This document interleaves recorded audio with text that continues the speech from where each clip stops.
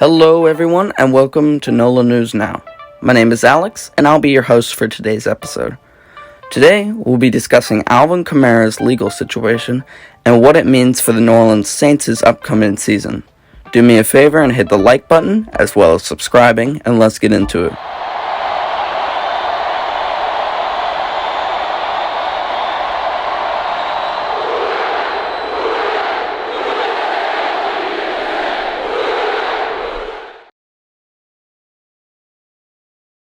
So as we all know, in February 2022, while in Las Vegas for the Pro Bowl, Saints running back Alvin Kamara was arrested and facing a felony charge of battery resulting in substantial bodily harm. The victim, Darnell Green, has finally settled the situation, with Kamara no longer looking at felony charges and shouldn't be facing any jail time. He was let off with 30 hours of community service and has been forced to pay for Green's medical bills. Now, despite Kamara not facing any jail time, the NFL is still able to suspend him, as we saw in many previous situations like Calvin Ridley and Deshaun Watson. A suspension is likely to be around 4 to 6 weeks if it does happen. It's not 100%, but I doubt Kamara gets off scot-free. So, let's get into the evidence. There was security footage clearly showing Kamara, along with two other men, seemingly beating Green senseless even after he had gone unconscious and fallen to the ground. Kamara specifically is shown punching Green 8 times, 3 of which were after he was on the ground. I'm surprised Kamara isn't currently in prison, considering both the other 2 men, Percy Harris and Darren Young, have turned themselves in and are facing battery charges.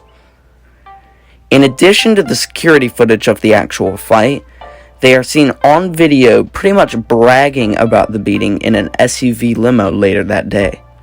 All evidence points against Kamara, who has been a standout citizen for the past 6 years he's been on the Saints.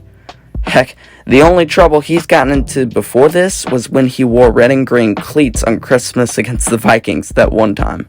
You know, when he scored 6 touchdowns. Anyway, say Kamara does get suspended. Well, what does that mean for the Saints? Well, Kamara's been a vocal part of the Saints' offensive attack since he was drafted in 2017. However, he is a nearly 28-year-old running back and is starting to slow down. Last year, he had a down year for his standards, especially on the scoreboard. In 2022, he played 15 games, racking up 223 carries for 897 yards and 2 touchdowns, averaging 4 yards per carry. In the passing game, he caught 57 receptions for 490 yards and 2 more touchdowns. But compared to his previous years, that's one of his least productive years to date. With the signing of last year's rushing touchdowns leader, Jamal Williams, and the drafting of TCU's Kendre Miller, the Saints shouldn't struggle much in the running game, especially when you have Taysom Hill on your team. Personally, I'm not worried about what happens to Kamara. I think the Saints will do fine without him. But what do you think? Will Kamara get suspended? And if so, how does it affect the Saints? Leave a comment below. I would also appreciate a like and subscribe for more Saints and Pelicans news. That's all from me. You're watching NOLA News Now. Who dat?